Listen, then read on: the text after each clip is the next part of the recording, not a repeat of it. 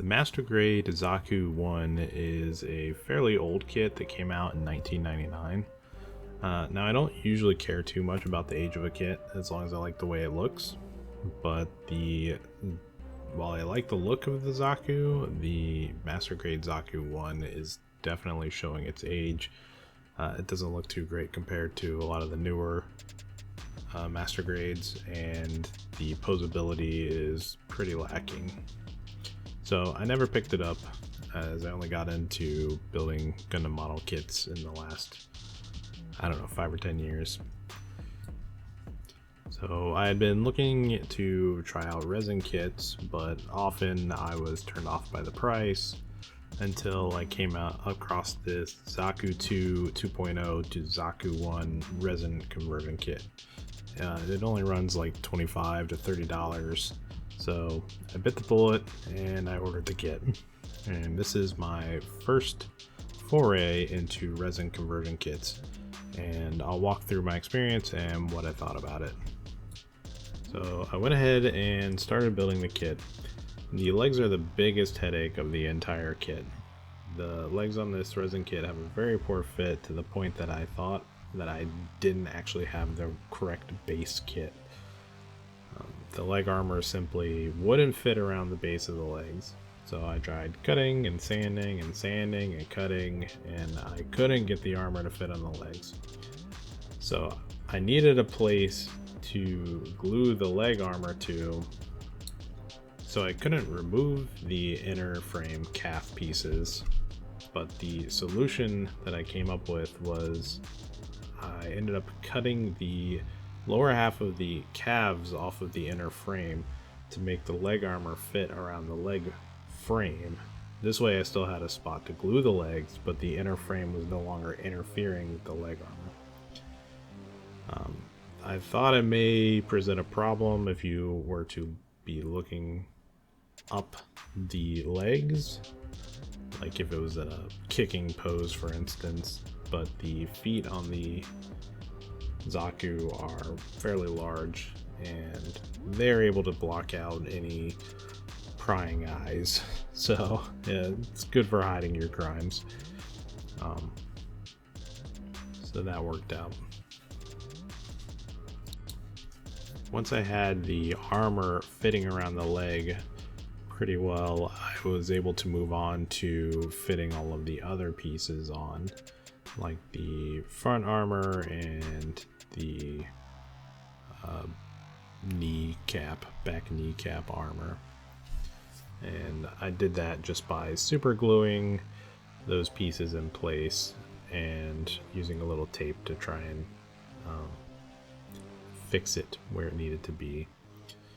And this mostly worked, but there were still a lot of little gaps in the armor.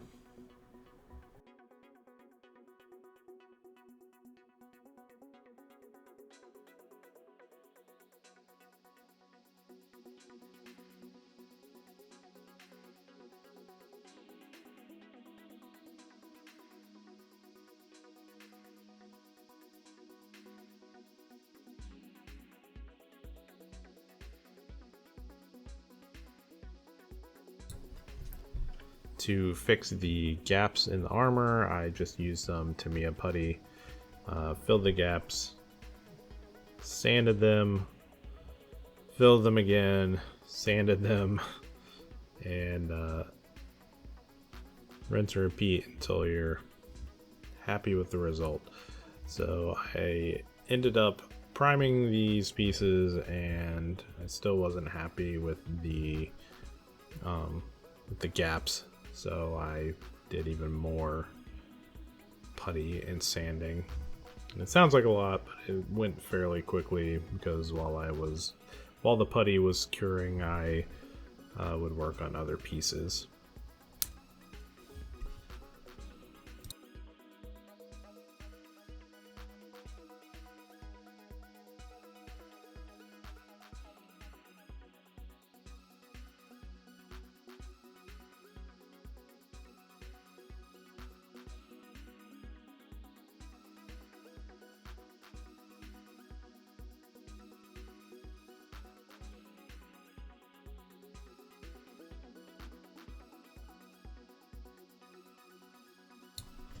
And one of the things I was trying to be careful of with when I was using the putty was I didn't want to accidentally fill in all of the panel line details. So I would be careful to try not to fill the panel lines, and if I did, I would scrape out the extra putty. And on the back of the leg armor here, I took a sanding stick and went in and kind of re-scribed the panel lines, because I did accidentally fill those 3 lines that are running along the back of the legs.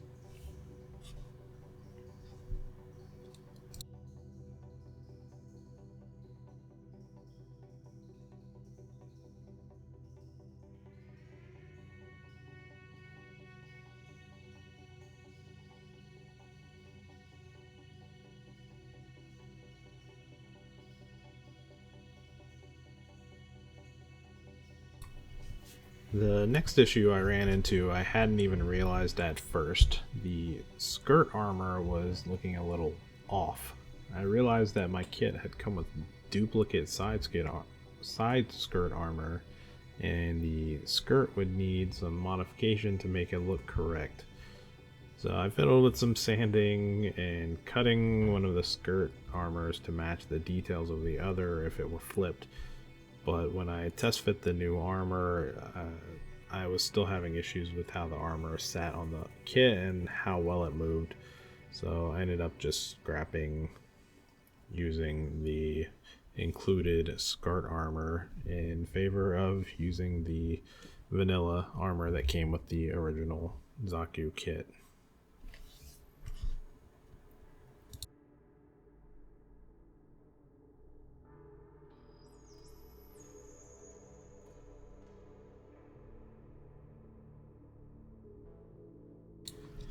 The next issue to resolve was the fitment of the backpack.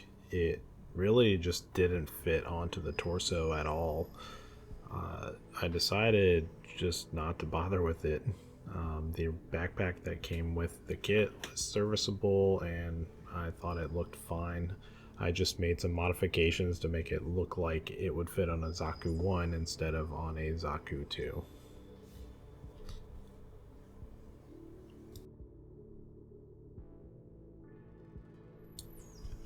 And finally, the last issue I had with this kit is that some of the panel lines were looking a bit soft, and I wasn't too confident that the panel liner would fill them very well.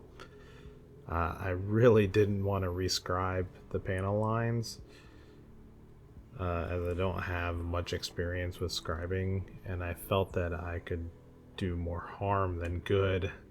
And so I primed the kit in gray and was ready to start painting until I saw someone post their version of the same resin conversion kit in the Gunpla subreddit, and the lines looked way too clean, and I knew I couldn't leave the lines on my kit all soft like they were.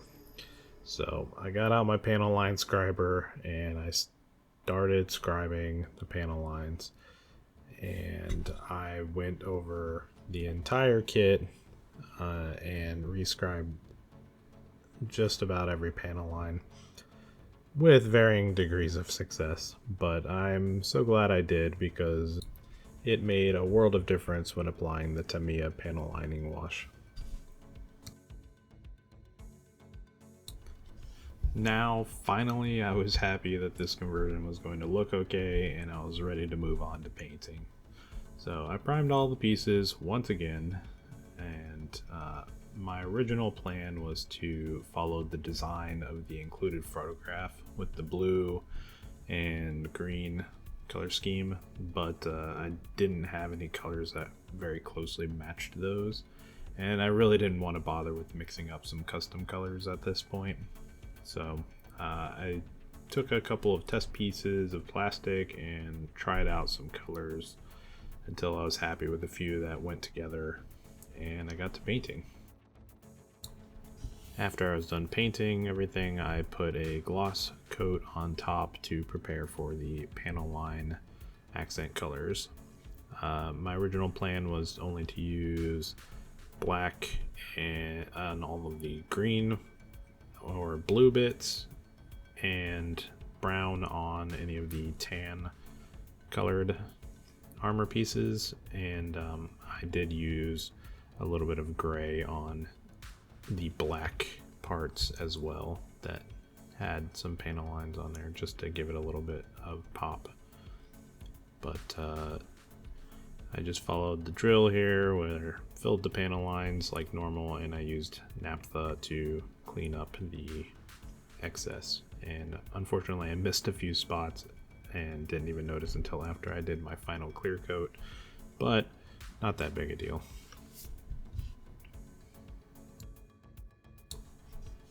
And finally, my last step here was to apply decals, and these are the ones that came with the resin conversion kit, and I was pretty unimpressed with them. As you can see, the caution, you can barely read it. It's very poor detail. So I ended up not really using many of those decals, but I did use the number 1 decal in a few different places, like on this shield and the skirt armor and foot. And I thought those looked okay, but otherwise I used some of my own decals that I already had for caution markings and the Xeon symbol that's on the shoulder and the back skirt armor and a few other places. And now finally I was ready to put a matte clear coat on and go reassemble the final product. So that involved super gluing a few bits that were a little bit wobbly, like the chest armor, and well, all the chest armor really was not fitting very well, so I just used a dab of super glue in a few different places to fix those pieces.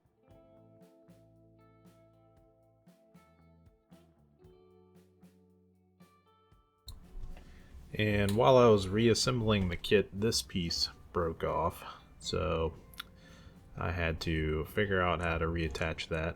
It wasn't too difficult. Basically what I did is I took a little piece of plastic, glued it to the bottom of the piece, and then I glued a small piece of round plastic onto the end of that, and essentially glued that onto the torso just above the cod plate.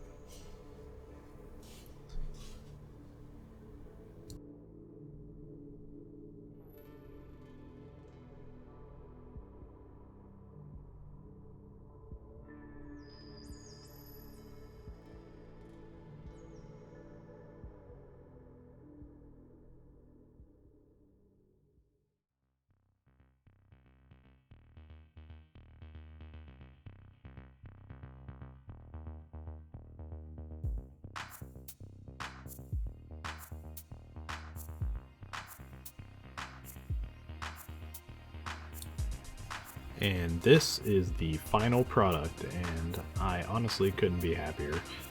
I was just fighting to finish this kit in the beginning, and now I feel like I need to add a body kit to all of my model kits. When I first started on the conversion, I was pretty impressed with the details of the armor, but that quickly turned to disappointment with all the parts fitment issues I was having. And I don't know if part fitment issues are common with resin conversion kits, but while it started off as the most disappointing part of the project, fixing all of those issues ended up being the most rewarding part of the project.